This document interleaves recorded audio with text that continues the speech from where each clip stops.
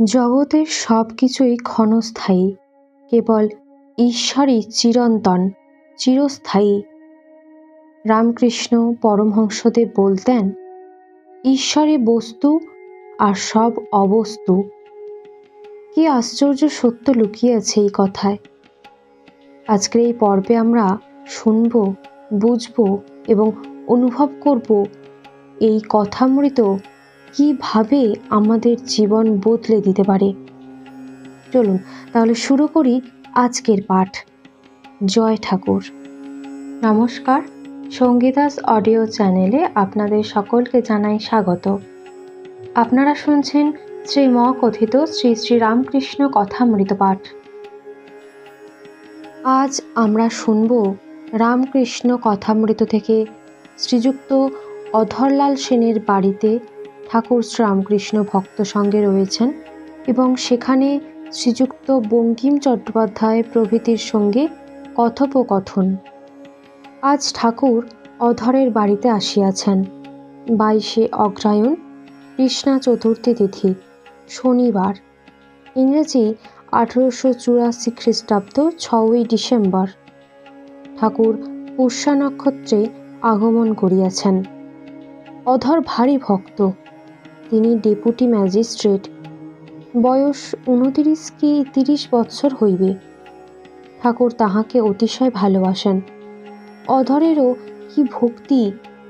সমস্ত দিন অফিসের খাটুনির পর মুখে ও হাতে একটু জল দিয়াই প্রায় প্রত্যহই সন্ধ্যার সময় ঠাকুর শ্রীরামকৃষ্ণকে দর্শন করিতে যাইতেন। তাহার বাড়ি শোভাবাজার বেনিটোলা। সেখান হইতে দক্ষিণেশ্বর কালীবাড়িতে ঠাকুরের কাছে গাড়ি করিয়া যাইতেন। এইরূপ প্রত্যহ প্রায় 2 টাকা গাড়ি ভাড়া দিতেন। কেবল ঠাকুরকে দর্শন করিবেন এই আনন্দ। তাহার শ্রীমুখের কথা শুনিবেন এমন সুবিধা প্রায় হইত না। পৌঁছিয়াই ঠাকুরকে ভূমিষ্ঠ হইয়া প্রণাম করিতেন। কুশল প্রশ্নাদির পর তিনি মা কালীকে দর্শন করিতে যাইতেন। পরে মেঝেতে মাদুর পাতা থাকিত, সেখানে বিশ্রাম করিতেন। ঠাকুর নিজেই তাহাকে বিশ্রাম করিতে বলিতেন। অধরের শরীর পরিশ্রমের জন্য এত অবসন্ন থাকিত যে তিনি অল্পক্ষণ মধ্যেই নিদ্রাভিভূত হইতেন। রাত্রি 9টা-10টার সময় তাহাকে উঠাইয়া দেওয়া হইত। তিনিও উঠিয়া ঠাকুরকে প্রণাম করিয়া আবার গাড়িতে উঠিতেন। তৎপরে বাড়ি ফিরিয়া যাইতেন। অধর ঠাকুরকে প্রায়ই শোভাবাজারের বাড়িতে লইয়া যাইতেন। ঠাকুর আসিলে তথায় উৎসব পড়িয়া যাইত। ঠাকুর ও ভক্তদের লইয়া অধর খুব আনন্দ করিতেন। নানা রূপে তাহাদিগকে পরিতোষ করিয়া খাওয়াইতেন। একদিন ঠাকুর তাহার বাড়িতে গিয়াছেন। অধর বলিলেন, আপনি অনেকদিন এ বাড়িতে আসেন নাই। ঘর যেন মলিন হইয়াছিল, যেন কিরকম একটা গন্ধ হয়েছিল। আজ দেখুন ঘরের কেমন শোভা হয়েছে, আর কেমন একটি সুগন্ধ হইয়াছে। আমি আজ ঈশ্বরকে ভারী ডেকেছিলাম, এমনকি চোখ দিয়ে জল পড়েছিল। ঠাকুর বলিলেন, বলো কি গো? তারপর অধরের দিকে সস্নেহে তাকাইয়া হাসিতে লাগিলেন। আজও উৎসব হইবে। ঠাকুর আনন্দময়, ভক্তেরাও আনন্দে পরিপূর্ণ। কেননা যেখানে ঠাকুর উপস্থিত সেখানে ঈশ্বরের কথা বই আর কোনো কথা হইবে না। ভক্তেরা আসিয়াছেন। ঠাকুরকে দেখিবার জন্য অনেকগুলি নতুন নতুন লোক আসিয়াছে। অধর নিজে ডেপুটি ম্যাজিস্ট্রেট। তিনি তাহার কয়েকটি বন্ধু ডেপুটি ম্যাজিস্ট্রেটকে নিমন্ত্রণ করিয়া আনিয়াছেন। তাহারা নিজে ঠাকুরকে দেখিবেন, বলিবেন যথার্থ তিনি মহাপুরুষ কিনা। ঠাকুর শ্রীরামকৃষ্ণ সহাস্য বদনে ভক্তদের সহিত কথা কহিতেছেন। এমন সময় অধর কয়েকটি বন্ধু লইয়া ঠাকুরের কাছে আসিয়া বসিলেন। অধর বঙ্কিমকে দেখাইয়া ঠাকুরের প্রতি বলছেন, মহাশয়, ইনি ভারী পণ্ডিত, অনেক বই টই লিখেছেন, আপনাকে দেখতে এসেছেন। ইহার নাম বঙ্কিম বাবু। শ্রীরামকৃষ্ণ সহাস্যে বলছেন, বঙ্কিম, তুমি আবার কার ভাবে বাঁকা গো? বঙ্কিম হাসিতে হাসিতে বলছেন, আর মহাশয়, জুতোর চোটে, সাহেবের জুতোর চোটে বাঁকা। শ্রীরামকৃষ্ণ বলছেন, না গো, শ্রীকৃষ্ণ প্রেমে বঙ্কিম হয়েছিলেন, শ্রীমতীর প্রেমে ত্রিভঙ্গ হয়েছিলেন। কৃষ্ণরূপের ব্যাখ্যা কেউ কেউ করে শ্রীরাধার প্রেমে ত্রিভঙ্গ। কালো কেন জানো? আর 14 পা অত ছোট কেন? যতক্ষণ ঈশ্বর দূরে ততক্ষণ কালো দেখায়, যেমন সমুদ্রের জল দূর থেকে নীল বর্ণ দেখায়। সমুদ্রের জলের কাছে গেলে হাতে করে তুললে আর কালো থাকে না, তখন খুব পরিষ্কার সাদা। সূর্য দূরে বলে খুব ছোট দেখায়, কাছে গেলে আর ছোট থাকে না। ঈশ্বরের স্বরূপ ঠিক জানতে পারলে আর কালো থাকে না, ছোটও থাকে না। সে অনেক দূরের কথা, সমাধিস্থ না হলে হয় না। যতক্ষণ আমি তুমি আছে ততক্ষণ নাম রূপও আছে, তাঁরই সব লীলা। আমি তুমি যতক্ষণ থাকে ততক্ষণ তিনি নানা রূপে প্রকাশ হন। ঠাকুর বলছেন, শ্রীকৃষ্ণ পুরুষ, শ্রীমতী তাঁর শক্তি, আদ্যাশক্তি। পুরুষ আর প্রকৃতি। যুগল মূর্তির মানে কি? পুরুষ আর প্রকৃতি অভেদ, তাদের ভেদ নাই। পুরুষ প্রকৃতি না হলে থাকতে পারে না, প্রকৃতিও পুরুষ না হলে থাকতে পারে না। একটি বললেই আরেকটি তার সঙ্গে সঙ্গে বুঝতে হবে। যেমন অগ্নি আর দাহিকা শক্তি। দাহিকা শক্তি ছাড়া যেমন অগ্নিকে ভাবা যায় না, আর অগ্নি ছাড়া দাহিকা শক্তিকে ভাবা যায় না। তাই যুগল মূর্তিতে শ্রীকৃষ্ণের দৃষ্টি শ্রীমতীর দিকে, শ্রীমতীর দৃষ্টি কৃষ্ণের দিকে। শ্রীমতীর গৌর বর্ণ বিদ্যুতের মতো, শ্রীমতী নীলাম্বর পরেছেন, আর শ্রীমতী নীলকান্ত মণি দিয়ে অঙ্গ সাজিয়েছেন। শ্রীমতীর পায়ে নূপুর, তাই শ্রীকৃষ্ণ নূপুর পরেছেন। অর্থাৎ প্রকৃতির সঙ্গে পুরুষের অন্তরে বাহিরে মিল। এই কথাগুলি সমস্ত সাঙ্গ হইল। এমন সময়ে অধরের বঙ্কিমাদি বন্ধুগণ পরস্পর ইংরাজিতে আস্তে আস্তে কথা কইতে লাগিলেন। শ্রীরামকৃষ্ণ সহাস্যে বঙ্কিমাদির প্রতি বলছেন, কি গো, তোমরা ইংরাজিতে কি কথাবার্তা করছো? অধর বলছেন, আগে এই বিষয়ে একটু কথা হচ্ছিল, কৃষ্ণরূপের ব্যাখ্যার কথা। শ্রীরামকৃষ্ণ সহাস্যে সকলের প্রতি বলছেন, একটা কথা মনে পড়ে আমার হাসি পাচ্ছে। শোনো, একটা গল্প বলি। একজন নাপিত কামাতে গিয়েছিল, জানো তো, একজন ভদ্রলোককে কামাচ্ছিল। এখন কামাতে কামাতে তার একটু লেগেছিল, আর সে লোকটি ড্যাম বলে উঠেছিল। নাপিত কিন্তু ড্যামের মানে জানে না। তখন সে খুঁটটুর সব সেখানে রেখে শীতকাল জামার আস্তিন গুটিয়ে বলে, তুমি আমায় ড্যাম বললে, এর মানে কি এখন বলো? সে লোকটি বললে, আরে তুই কামা না, ওর মানে এমন কিছু নয়, তবে একটু সাবধানে কামাস। নাপিত সে ছাড়বার নয়। সে বলতে লাগলো, ড্যাম মানে যদি ভালো হয় তাহলে আমি ড্যাম, আমার বাপ ড্যাম, আমার 14 পুরুষ ড্যাম। আর ড্যাম মানে যদি খারাপ হয় তাহলে তুমি ড্যাম, তোমার বাবা ড্যাম, তোমার 14 পুরুষ ড্যাম। আর শুধু ড্যাম নয়, ড্যাম ড্যাম ড্যাম ড্যাম। এই কথা শুনে সকলেই উচ্চস্বরে হাসতে লাগলেন। সকলের হাস্য থামিলে পর বঙ্কিম আবার কথা আরম্ভ করিলেন। বঙ্কিম বলছেন, মহাশয়, আপনি প্রচার করেন না কেন? শ্রীরামকৃষ্ণ হাসিতে হাসিতে বলছেন, প্রচার? ওগুলো অভিমানের কথা। মানুষ তো ক্ষুদ্র জীব। প্রচার তিনিই করবেন যিনি চন্দ্র সূর্য সৃষ্টি করে এই জগৎকে প্রকাশ করেছেন। প্রচার করা কি সামান্য কথা গা? তিনি সাক্ষাৎকার হয়ে আদেশ না দিলে প্রচার হয় না। তবে হবে না কেন? আদেশ হয়নি, তুমি বকে যাচ্ছ, ওই 2 দিন লোক শুনবে, তারপর ভুলে যাবে, যেমন একটা হুজুগ আর কি। যতক্ষণ তুমি বলবে ততক্ষণ লোকে বলবে, আহা, ইনি বেশ বলছেন। যখন তুমি থামবে তারপর কোথায় কিছু নাই। ঠাকুর বলছেন, যতক্ষণ দুধের নিচে আগুনের জাল রয়েছে ততক্ষণ দুধটা ফোঁস করে উঠলে ওঠে। জালও টেনে নিলে আর দুধও যেমন তেমনই কমে গেল। আর সাধন করে নিজের শক্তি বাড়াতে হয়, তা না হলে প্রচার হয় না। আপনি শুতে পায় না, শঙ্কর আগে ডাকে। আপনারই শোবার জায়গা নেই, আবার ডাকে, ওরে আয় শঙ্কর আয়, আমার কাছে শুবি আয়। ঠাকুরের কথা শুনে তো ভক্তরা হাসছেন। ঠাকুর আবার বলছেন, ওদেশে হালদার পুকুরের পাড়ে রোজ বাজছে করে যেত। লোকে সকালে এসে দেখে গালাগালি দিত। লোক গালাগালি দেয়, তবু বাজছে আর বন্ধ হয় না। শেষে পাড়ার লোক দরখাস্ত করে কোম্পানিকে জানালে, তারা একটি নোটিশ মেরে দিলে, এখানে বাজছে, প্রস্রাব করিও না, তা করিলে শাস্তি হইবে। তখন একেবারে সব বন্ধ, আর কোনো গোলযোগ নাই। কোম্পানির হুকুম সকলের মানতে হবে। তেমনি ঈশ্বর সাক্ষাৎকার হয়ে যদি আদেশ দেন, তবেই প্রচার হয়, লোক শিক্ষা হয়, তা না হলে কে তোমার কথা শুনবে? এই কথাগুলি সকলে গম্ভীরভাবে স্থির হইয়া শুনিতে লাগিলেন। শ্রীরামকৃষ্ণ বঙ্কিমের প্রতি বলছেন, আচ্ছা, তুমি তো খুব পণ্ডিত, আর কত বই লিখেছ, তুমি কি বলো, মানুষের কর্তব্য কি? কি সঙ্গে যাবে? পরকাল তো আছে।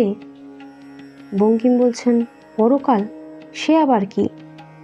শ্রীরামকৃষ্ণ বলছেন, হ্যাঁ, জ্ঞানের পর আর অন্য লোকে যেতে হয় না, পুনর্জন্ম হয় না। কিন্তু যতক্ষণ না জ্ঞান হয়, ঈশ্বর লাভ হয়, ততক্ষণ সংসারে ফিরে আসতে হয়, কোনো মতে নিস্তার নাই।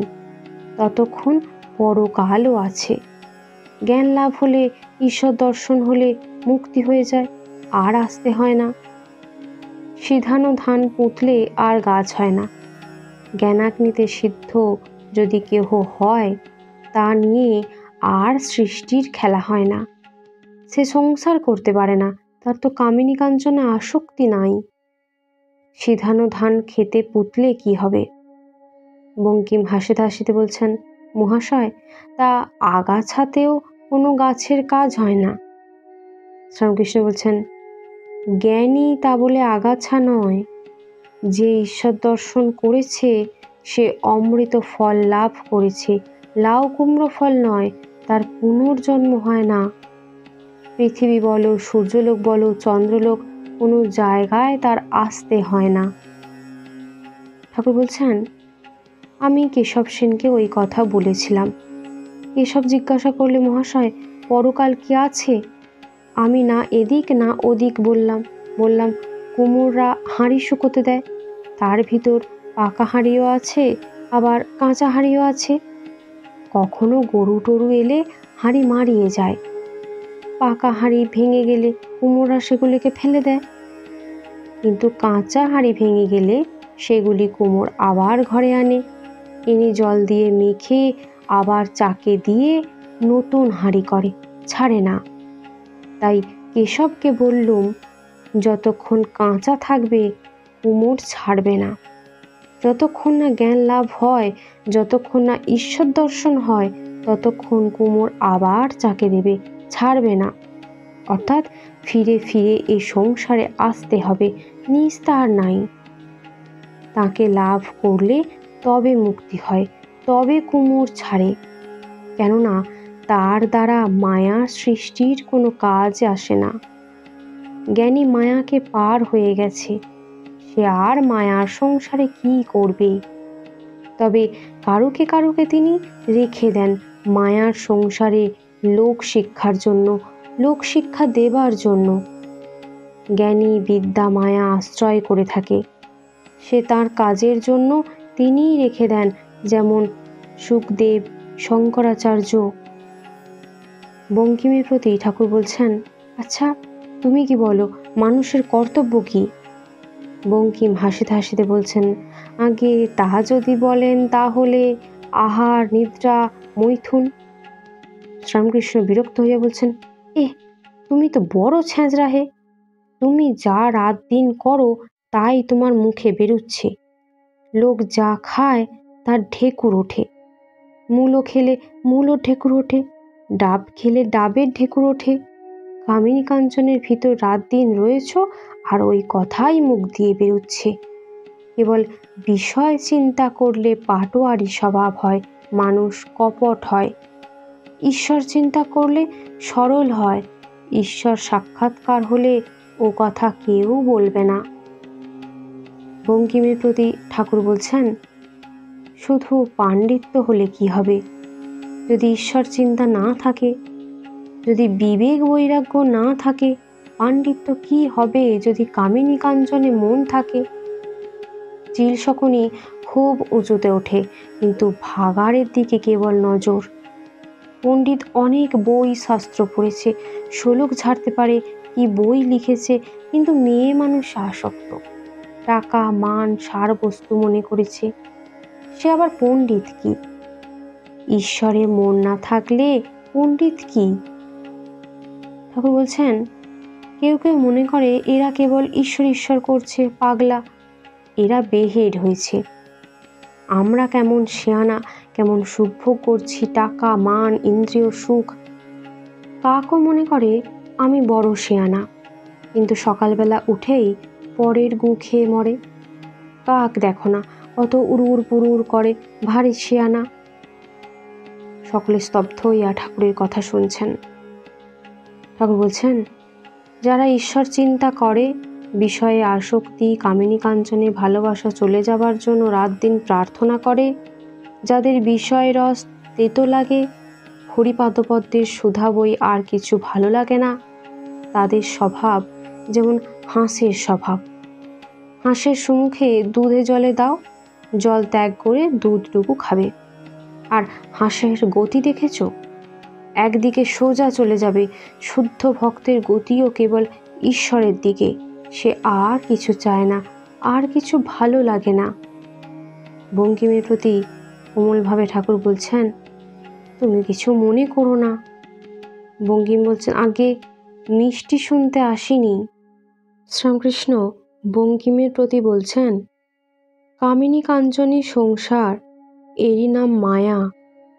ঈশ্বরকে দেখতে চিন্তা করতে দেয় না।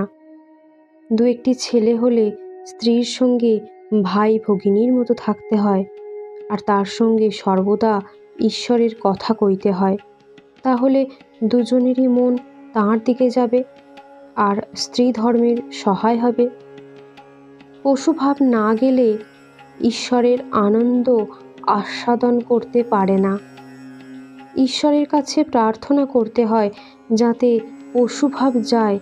ব্যাকুল হয়ে প্রার্থনা, তিনি অন্তর্যামী, শুনবেনই শুনবেন যদি আন্তরিক হয়। আর কাঞ্চন, আমি পঞ্চবটির তলায় গঙ্গার ধারে বসে টাকা মাটি, টাকা মাটি, মাটি টাকা, টাকা মাটি বলে জলে ফেলে দিচ্ছিলুম। তখন বঙ্কিম বলছেন, টাকা মাটি? মহাশয়, 4টা পয়সা থাকলে গরিবকে দেওয়া যায়। টাকা যদি মাটি, তাহলে দয়া পরোপকার করা হবে না? শ্রীরামকৃষ্ণ বঙ্কিমের প্রতি বলছেন, দয়া পরোপকার? তোমার সাধ্য কি যে তুমি পরোপকার করো? মানুষের এত নপর চপর, কিন্তু যখন ঘুমোয় তখন যদি কেউ দাঁড়িয়ে মুখে মুতে দেয় তো টের পায় না, মুখ ভেসে যায়। তখন অহংকার, অভিমান, দর্প কোথায় যায়? সন্ন্যাসীর কামিনী কাঞ্চন ত্যাগ করতে হয়, তা আর গ্রহণ করতে পারে না। থুথু ফেলে আবার থুথু খেতে নাই। সন্ন্যাসী যদি কারুকে কিছু দেয়, সে নিজে দেয় মনে করে না। দয়া ঈশ্বরের, মানুষে আবার কি দয়া করবে?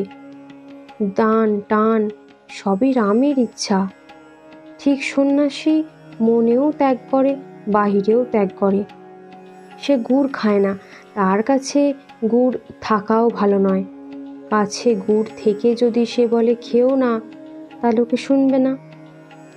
ঠাকুর বলছেন, সংসারী লোকের টাকার দরকার আছে, কেননা মাগ ছেলে আছে, তাদের সঞ্চয় করা দরকার, মাগ ছেলেদের খাওয়াতে হবে।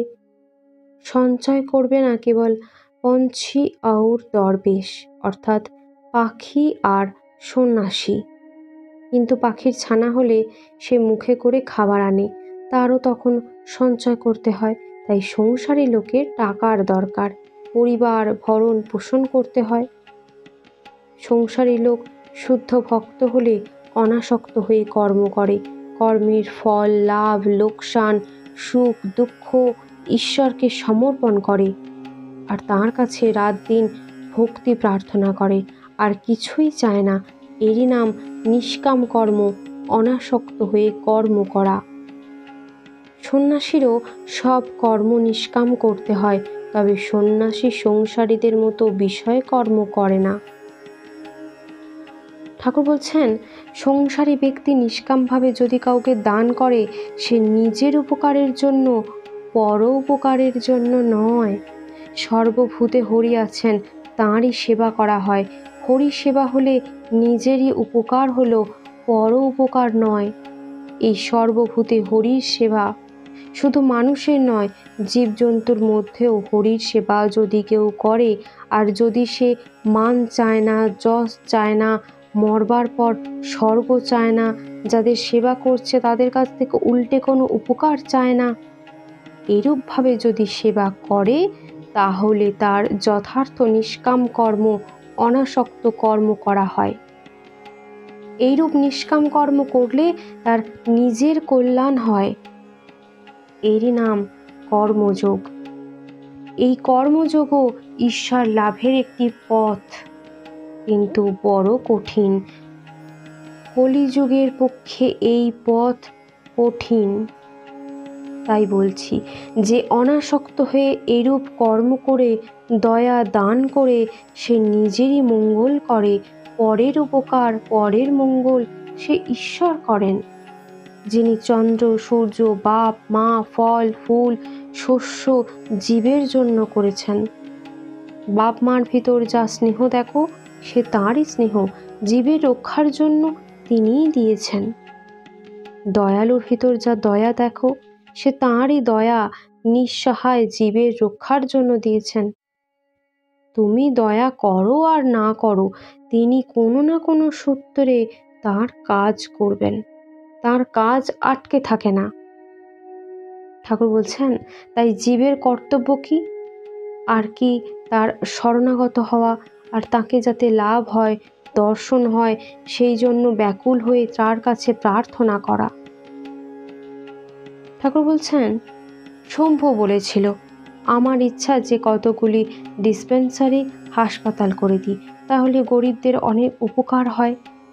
আমি বললুম, হ্যাঁ, অনাসক্ত হয়ে যদি এসব করো তা মন্দ নয়, তবে ঈশ্বরের উপর আন্তরিক ভক্তি না থাকলে অনাসক্ত হওয়া বড় কঠিন।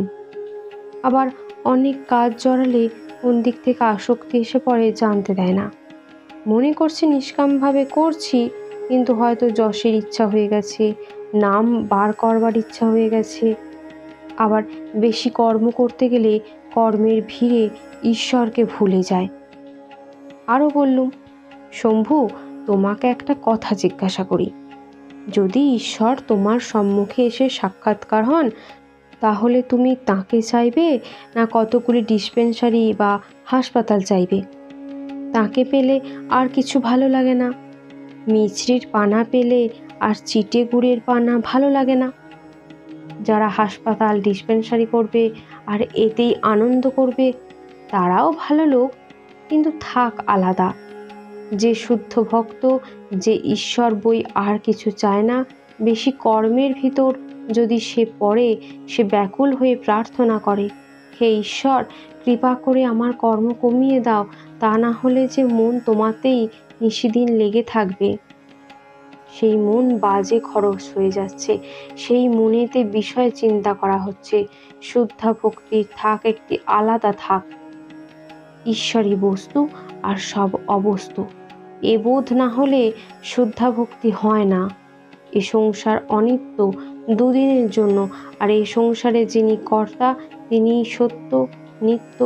এ বোধ না হলে শুদ্ধা ভক্তি হয় না। জনকাদি প্রত্যাদিষ্ট হয়ে কর্ম করেছেন। ঠাকুর শ্রীরামকৃষ্ণ বঙ্কিমের প্রতি বলছেন, কেউ কেউ মনে করে শাস্ত্র না পড়লে ঈশ্বরকে পাওয়া যায় না। তারা মনে করে আগে জগতের বিষয়ে জানতে হয়, আগে সায়েন্স পড়তে হয়। তারা বলে ঈশ্বরের সৃষ্টি এসব না বুঝলে ঈশ্বরকে জানা যায় না। তুমি কি বলো, আগে সায়েন্স না আগে ঈশ্বর? বঙ্কিম বলছেন, হ্যাঁ, আগে 5টা জানতে হয় জগতের বিষয়। একটু এদিককার জ্ঞান না হলে ঈশ্বরকে জানবো কেমন করে? আগে পড়াশোনা করে জানতে হয়। শ্রীরামকৃষ্ণ বলছেন, ওই তোমাদের এক, আগে ঈশ্বর তারপর সৃষ্টি। তাকে লাভ করলে দরকার হয়তো সবই জানতে পারবে। যদি যদু মল্লিকের সঙ্গে আলাপ করতে পারো জোশো করে, তাহলে যদি তোমার ইচ্ছা থাকে যদু মল্লিকের কখানা বাড়ি, কত কোম্পানির কাগজ, কখানা বাগান সব জানতে পারবে। যদু মল্লিকই বলে দেবে। কিন্তু তার সঙ্গে যদি আলাপ না হয়, বাড়িতে ঢুকতে গেলে দারোয়ানেরা যদি ঢুকতে না দেয়, তাহলে কখানা বাড়ি, কত কোম্পানির কাগজ, কখানা বাগান এসব ঠিক খবর কেমন করে জানবে? তাকে জানলে সব জানা যায়, কিন্তু সামান্য বিষয়ে জানবার আকাঙ্ক্ষা থাকে না। বেদেও এ কথা আছে, যতক্ষণ না লোকটিকে দেখা যায় ততক্ষণ তার গুণের কথা কওয়া যায়। সে যেই সামনে আসে তখন ওসব কথা বন্ধ হয়ে যায়। লোকে তাকে নিয়েই মত্ত হয়, তার সঙ্গে আলাপ করে বিভোর হয়, তখন অন্য কথা থাকে না। ঠাকুর শ্রীরামকৃষ্ণ বলছেন, আগে ঈশ্বর লাভ, তারপর সৃষ্টি বা অন্য কথা। বাল্মীকিকে রাম মন্ত্র জপ করতে দেওয়া হলো, কিন্তু তাকে বলা হলো মরা মরা জপ করো। ম মানে ঈশ্বর আর রা মানে জগৎ। এককে জানলে সব জানা যায়। একের পর যদি 50টা শূন্য থাকে অনেক হয়ে যায়। এককে পুছে ফেললে কিচ্ছু থাকে না। এক নিয়েই অনেক। এক আগে, তারপর অনেক। আগে ঈশ্বর, তারপর জীবজগৎ। তোমার দরকার ঈশ্বরকে লাভ করা। তুমি অত জগৎ, সৃষ্টি, সায়েন্স ফায়েন্স এইসব করছো কেন? তোমার আম খাবার দরকার। বাগানে কতশো গাছ, কত হাজার ডাল, কত লক্ষ কোটি পাতা, এসব খবরে তোমার কাজ কি? তুই আম খেতে এসেছিস, আম খেয়ে যা। বঙ্কিম বলছেন, আম পাই কই? ঠাকুর শ্রীরামকৃষ্ণ বলছেন, তাকে ব্যাকুল হয়ে প্রার্থনা করো। আন্তরিক হলে তিনি শুনবেনই শুনবেন। হয়তো এমন কোনো সৎসঙ্গ জুটিয়ে দিলেন যাতে সুবিধা হয়ে গেল। কেউ হয়তো বলে দেয় এমনি এমনি করো, তাহলে ঈশ্বরকে পাবে। বঙ্কিম বলছেন, কে? গুরু? তিনি আপনি ভালো আম খেয়ে আমায় খারাপ আম দেন। শ্রীরামকৃষ্ণ বলছেন, কেন গো? যার যা পেটের সয়। সকলে কি পলোয়া কালিয়া খেলে হজম করতে পারে? বাড়িতে মা ছেলে, মা সব ছেলেকে পলোয়া কালিয়া দেন না। যে দুর্বল, যার পেটের অসুখ, তাকে মাছের ঝোল দেন। তা বলে কি মা সে ছেলেকে কম ভালোবাসেন? ঠাকুর বলছেন, গুরু বাক্যে বিশ্বাস করতে হয়। গুরুই সচ্চিদানন্দ, সচ্চিদানন্দই গুরু। তাঁর কথা বিশ্বাস করলে, বালকের মতো বিশ্বাস করলে ঈশ্বর লাভ হয়। বালকের কি বিশ্বাস? মা বলেছে ও তোর দাদা হয়, অমনি জেনেছে ও আমার দাদা। একেবারে 5 শিকা 5 আনা বিশ্বাস। তা সে ছেলে হয়তো বামুনের ছেলে, আর দাদা হয়তো ছুতোর কামারের ছেলে। মা বলেছে ও ঘরে জুজু, ওই বালকের বিশ্বাস। গুরুবাক্যে এমন বিশ্বাস চাই। শেয়ানা বুদ্ধি, পাটোয়ারা বুদ্ধি, বিচার বুদ্ধি করলে ঈশ্বরকে পাওয়া যায় না। বিশ্বাস আর সরল হওয়া, কপট হলে হবে না। সরলের কাছে তিনি খুব সহজ, কপট থেকে তিনি অনেক দূর। ঠাকুর বলছেন, কিন্তু বালক যেমন মাকে না দেখলে দিশেহারা হয়, সন্দেশ মিঠাই হাতে দিয়ে ভোলাতে যাও, কিছুই চায় না, কিছুতেই ভোলে না, আর বলে না আমি মার কাছে যাব। সেই রকম ঈশ্বরের জন্য ব্যাকুলতা চাই। আহা, কি অবস্থা! বালক যেমন মা মা করে পাগল হয়, কিছুতেই ভোলে না। যার সংসারে এসব সুখ ভোগ আলুনি লাগে, যার আর কিছু ভালো লাগে না, টাকা মান দেহের সুখ ইন্দ্রিয়ের সুখ, যার কিছুই ভালো লাগে না, সেই আন্তরিক মা মা করে কাতর হয়। তার জন্যই মার আবার সব কাজ ফেলে দৌড়ে আসতে হয়। এই ব্যাকুলতা। যে পথেই যাও, হিন্দু মুসলমান খ্রিস্টান শাক্ত ব্রহ্মজ্ঞানী, যে পথেই যাও ওই ব্যাকুলতা নিয়েই কথা। তিনি তো অন্তর্যামী, ভুল পথে গিয়ে পড়লেও দোষ নাই যদি ব্যাকুলতা থাকে। তিনি আবার ভালো পথে তুলে দেন। আর সব পথেই ভুল আছে। সবাই মনে করে আমার ঘড়ি ঠিক আছে, কিন্তু কারো ঘড়ি ঠিক যায় না। তা বলে কারো কাজ আটকায় না। ব্যাকুলতা থাকলে সাধুসঙ্গ জুটে যায়, সাধুসঙ্গ নিজের ঘড়ি অনেকটা ঠিক করে লওয়া যায়। ব্রাহ্ম সমাজে শ্রীযুক্ত ত্রৈলোক্য গান করিতেছেন। ঠাকুর শ্রীরামকৃষ্ণ কীর্তন একটু শুনিতে শুনিতে হঠাৎ দণ্ডায়মান ও ঈশ্বর আবেশে বাচ্যশূন্য হইলেন। একেবারে অন্তর্মুখ সমাধিস্থ, দাঁড়াইয়াই সমাধিস্থ। সকলেই বেষ্টন করিয়া দাঁড়াইলেন। বঙ্কিম ব্যস্ত হইয়া ভিড় ঠেলাইয়া ঠাকুরের কাছে গিয়া এক দৃষ্টি দেখিতেছেন। তিনি সমাধি কখনো দেখেন নাই। কিয়ৎক্ষণ পরে একটু বাহ্য হইবার পর ঠাকুর প্রেমে উন্মত্ত হইয়া নৃত্য করিতে লাগিলেন, যেন শ্রী গৌরাঙ্গ শ্রীরাস মন্দিরে ভক্ত সঙ্গে নাচিতেছেন। সে অদ্ভুত নৃত্য।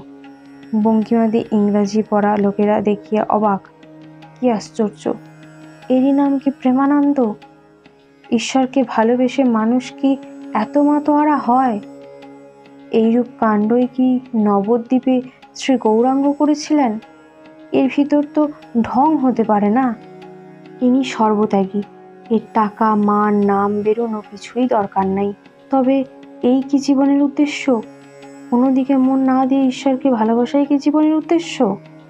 এখন উপায় কি? ইনি বললেন, মার জন্য দিশাহারা হয়ে ব্যাকুল হওয়া, ব্যাকুলতা ভালোবাসাই উপায়, ভালোবাসাই উদ্দেশ্য। ঠিক ভালোবাসা এলেই দর্শন হয়। ভক্তরা এইরূপ চিন্তা করিতে লাগিলেন। সেই অদ্ভুত দেব দুর্লভ নৃত্য কীর্তনানন্দ দেখিতে লাগিলেন। সকলেই দণ্ডায়মান ঠাকুর শ্রীরামকৃষ্ণের চারিদিকে আর এক দৃষ্টি তাকে দেখিতেছেন। কীর্তনান্তে ঠাকুর ভূমিষ্ঠ হইয়া প্রণাম করিলেন। ভাগবত ভক্ত ভগবান এই কথা উচ্চারণ করিয়া বলিতেছেন, জ্ঞানী যোগী ভক্ত সকলের চরণে প্রণাম। আবার সকলে ঘেরিয়া আসন গ্রহণ করিলেন। বঙ্কিম ঠাকুরের প্রতি বলছেন, মহাশয়, ভক্তি কেমন করে হয়? শ্রীরামকৃষ্ণ বলছেন, ব্যাকুলতা। ছেলে যেমন মার জন্য করে, মাকে দেখতে না পেয়ে দিশাহারা হয়ে কাঁদে, সেই রকম ব্যাকুল হয়ে ঈশ্বরের জন্য কাঁদলে ঈশ্বরকে লাভ করা পর্যন্ত যায়। অরুণ উদয় হলে পূর্ব দিক লাল হয়, তখন বোঝা যায় যে সূর্যোদয়ের আর দেরি নাই। সেইরূপ যদি কারোর ঈশ্বরের জন্য প্রাণ ব্যাকুল হয়েছে দেখা যায়, তখন বেশ বুঝতে পারা যায় যে এ ব্যক্তির ঈশ্বর লাভের আর বেশি দেরি নাই। ঠাকুর বলছেন, একজন গুরুকে জিজ্ঞাসা করেছিল, মহাশয় বলে দিন ঈশ্বরকে কেমন করে পাব? গুরু বললে, এসো আমি তোমায় দেখিয়ে দিচ্ছি।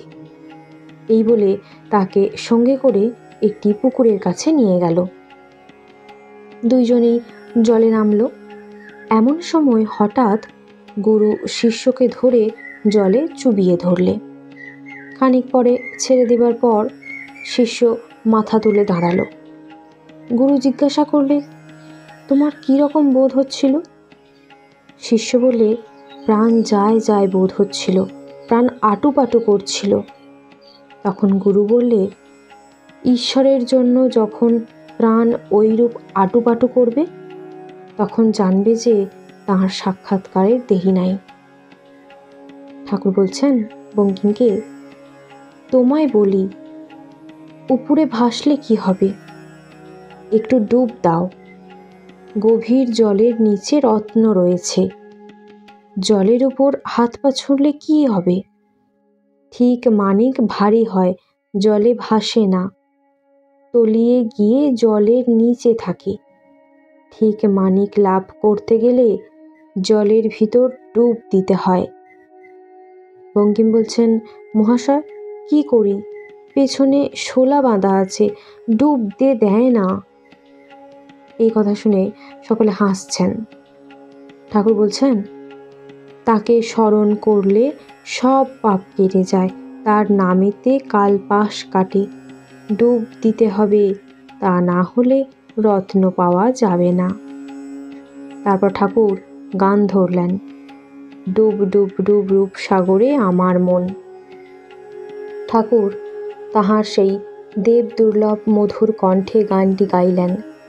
সভাসুদ্ধ লোক আকৃষ্ট হইয়া এক মনে গান শুনিতে লাগিলেন। গান সমাপ্ত হইলে আবার কথা আরম্ভ হইল। শ্রীরামকৃষ্ণ বঙ্কিমের প্রতি বলছেন, কেউ কেউ ডুব দিতে চায় না। তারা বলে, ঈশ্বর ঈশ্বর করে বাড়াবাড়ি করে শেষকালে কি পাগল হয়ে যাব? যারা ঈশ্বরের প্রেমে মত্ত তাদের তারা বলে বেহেড হয়ে গিয়েছে। কিন্তু এই সব লোকে এটি বোঝে না যে সচ্চিদানন্দ অমৃতের সাগর। ঠাকুর বলছেন, আমি নরেন্দ্রকে জিজ্ঞাসা করেছিলাম, মনে কর যে এক খুলি রস আছে আর তুই মাছি হয়েছিস, তুই কোনখানে বসে রস খাবি? নরেন্দ্র বললে, আড়ায় বসে মুখ বাড়িয়ে খাবো। আমি বললুম, কেন রে, মাঝখানে গিয়ে ডুবে খেলে কি দোষ? নরেন্দ্র বললে, তাহলে রসে জড়িয়ে মরে যাব। তখন আমি বললুম, বাবা, সচ্চিদানন্দ রস তা নয়, এ রস অমৃত রস। এতে ডুবলে মানুষ মরে না, অমর হয়। তাই বলছি, ডুব দাও, কিছু ভয় নেই, ডুবলে অমর হয়। এইবার বঙ্কিম ঠাকুরকে প্রণাম করিলেন, বিদায় গ্রহণ করিবেন। বঙ্কিম বলছেন, মহাশয়, যত আহাম্মক আমাকে ঠাউরেছেন তত নয়, একটি প্রার্থনা আছে, অনুগ্রহ করে কুটিরে একবার পায়ের ধুলো। শ্রীরামকৃষ্ণ বলছেন, তা বেশ তো, ঈশ্বরের ইচ্ছা। বঙ্কিম বলছেন, সেখানেও দেখবেন ভক্ত আছে। শ্রীরামকৃষ্ণ সহাস্যে বলছেন, কি গো, কি রকম সব ভক্ত সেখানে? যারা গোপাল গোপাল কেশব কেশব বলেছিল তাদের মতো কি? একজন ভক্ত বলছেন, মহাশয়, গোপাল গোপাল গল্পটি কি? শ্রীরামকৃষ্ণ হাসিতে হাসিতে বলছেন, তবে গল্পটি বলি শোনো। এক জায়গায় একটি শ্যাগরার দোকান আছে। তারা পরম বৈষ্ণব, গলায় মালা, তিলক সেবা, প্রায় হাতে হরিনামের ঝুলি আর মুখে সর্বদাই হরিনাম। সাধু বললেই হয়, তবে পেটের জন্য শ্যাগরার কর্ম করা, মাঘ ছেলেদের তো খাওয়াতে হবে। পরম বৈষ্ণব এই কথা শুনে অনেক খরিদ্দার তাদেরই দোকানে আসে, কেননা তারা জানে যে এদের দোকানে সোনা রূপা গোলমাল হবে না। খরিদ্দার দোকানে গিয়ে দেখে যে মুখে হরিনাম করছে আর বসে বসে কাজকর্ম করছে। খরিদ্দার যেই গিয়ে বসলো, একজন বলে উঠল, কেশব কেশব কেশব। খানিক্ষণ পরে আরেকজন বলে উঠল, গোপাল গোপাল গোপাল। আবার একটু কথাবার্তা হতে না হতেই আরেকজন বলে উঠল, হরি হরি হরি। গয়না গড়াবার কথা যখন একরকম ফুরিয়ে এলো, তখন আরেকজন বলে উঠল, হর হর হর। কাজে কাজে এত ভক্তি প্রেম দেখে তারা শ্যাগরাদের কাছে টাকা কড়ি দিয়ে নিশ্চিন্ত হলো, জানে যে এরা কখনো ঠকাবে না। কিন্তু কথা কি জানো? খরিদ্দার আসবার পর যে বলেছিল কেশব কেশব, তার মানে এই, এরা সব কে? অর্থাৎ যে খরিদ্দারেরা আসলো এরা সব কে? যে বললে গোপাল, তার মানে এই, এরা দেখছি গরুর পাল গরুর পাল। যে বললে হরি হরি, তার মানে এই, যে কালে দেখছি গরুর পাল, সে স্থলে তবে হরি অর্থাৎ হরণ করি। আর যে বললে হর হর, তার মানে এই, যে কালে গরুর পাল দেখছো সে কালে সর্বস্ব হরণ করো। এই তারা পরম ভক্ত সাধু। ঠাকুরের কথা শুনে সকল ভক্ত হাসছেন। বঙ্কিম বিদায় গ্রহণ করিলেন, কিন্তু একাগ্র হয়ে কি ভাবিতেছিলেন। ঘরে দরজার কাছে আসিয়া দেখেন চাদর ফেলিয়া আসিয়াছেন, গায়ে শুধু জামা। একটি বাবু চাদরখানি কুড়াইয়া লইয়া ছুটিয়া আসিয়া চাদর তাহার হস্তে দিলেন। রাখাল আসিয়াছেন। তিনি শ্রী বৃন্দাবন ধামে বলরামের সঙ্গে গিয়াছিলেন, সেখান হইতে কিছুদিন ফিরিয়াছেন। ঠাকুর তাহার কথা শরৎ ও দেবেন্দ্রের কাছে বলিয়াছিলেন, তাহার সহিত আলাপ করিতে তাহাদের বলিয়াছিলেন, তাই তাহারা রাখালের সঙ্গে আলাপ করিতে উৎসুক হইয়া আসিয়াছিলেন। শুনিলেন এরই নাম রাখাল। শরৎ ও সান্যাল এরা ব্রাহ্মণ, অধর সুবর্ণ বণিক। পাছে গৃহস্বামী খাইতে ডাকেন, তাই তাড়াতাড়ি পলাইয়া গেলেন। তাহারা নূতন আসিতেছেন, এখনো জানেন না ঠাকুর অধরকে কত ভালোবাসেন। ঠাকুর বলেন, ভক্ত একটি পৃথক জাতি, সকলেই এক জাতীয়। অধর ঠাকুর শ্রীরামকৃষ্ণকে ও সমবেত ভক্তদের অতি যত্নপূর্বক আহ্বান করিয়া পরিতোষ করিয়া খাওয়াইলেন। ভোজনান্তে ভক্তগণ ঠাকুর শ্রীরামকৃষ্ণের কথাগুলি স্মরণ করিতে করিতে তাহার অদ্ভুত প্রেমের ছবি হৃদয়ে গ্রহণপূর্বক গৃহে প্রত্যাবর্তন করিলেন। অধরের বাটিতে শুভাগমনের দিনে শ্রীযুক্ত বঙ্কিম শ্রীরামকৃষ্ণকে তাহার বাটিতে যাইবার জন্য অনুরোধ করাতে তিনি কিছুদিন পরে শ্রীযুক্ত গিরিশ ও মাস্টারকে তাহার শানকি ভাঙার বাসায় পাঠাইয়া দিয়াছিলেন। তাহাদের সহিত শ্রীরামকৃষ্ণ সম্বন্ধে অনেক কথা হয়। ঠাকুরকে আবার দর্শন করিতে আসিবার ইচ্ছা বঙ্কিম প্রকাশ করেন, কিন্তু কার্যগতিকে আর আশা হয় নাই। 1884 খ্রিস্টাব্দের 6ই ডিসেম্বর শ্রীযুক্ত অধরের বাটিতে ঠাকুর শ্রীরামকৃষ্ণ শুভাগমন করিয়াছিলেন। শ্রীযুক্ত বঙ্কিমবাবুর সহিত আলাপ করিয়াছিলেন। এর কিছুদিন পরে অর্থাৎ 27শে ডিসেম্বর শনিবার ঠাকুর শ্রীরামকৃষ্ণ পঞ্চবটী মূলে দক্ষিণেশ্বরে ভক্ত সঙ্গে বঙ্কিম প্রণীত দেবী চৌধুরানীর কতক অংশ পাঠ শোনাইয়াছিলেন। গীতোক্ত নিষ্কাম কর্মের বিষয়ে অনেক কথা বলিয়াছিলেন। শ্রীরামকৃষ্ণ পঞ্চবটী মূলে চাতালের উপর অনেক ভক্ত সঙ্গে বসিয়াছিলেন। মাস্টারকে পাঠ করিয়া শোনাইতে বলিলেন।